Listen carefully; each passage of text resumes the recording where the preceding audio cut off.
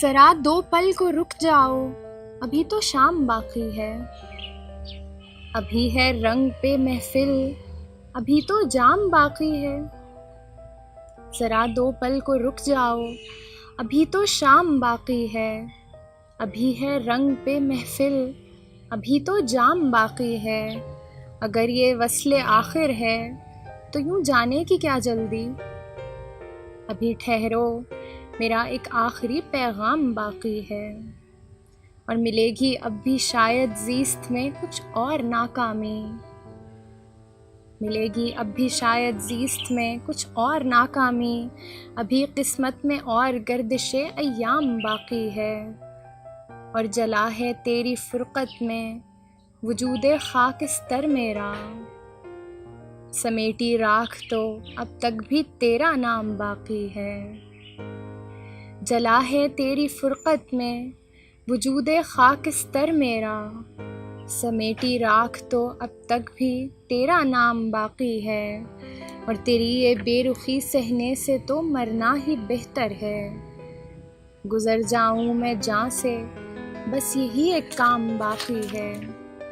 اور ابھی ماہم ذرا ٹھہرو کہ کچھ امکان سحر کا ہو، ماہم کا مطلب ہوتا ہے پورا چاند۔ ابھی ماہم ذرا ٹھہرو کہ کچھ امکان سحر کا ہو، کہ اس تاریک سی شب کا ابھی انجام باقی ہے۔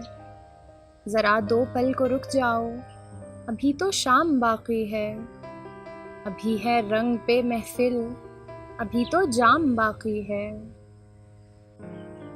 اس غزل کے چند مشکل الفاظ کے معنی سیکھیں گے تاکہ اشعار کو سمجھنے میں آسانی ہو سکے۔ گردش ایام جو ہے وہ حالات کی سختی یا حالات کی تنگی، خاص طور پہ معاشی طور پہ جب ہو تو اس کے حوالے سے گردش ایام استعمال کرتے ہیں۔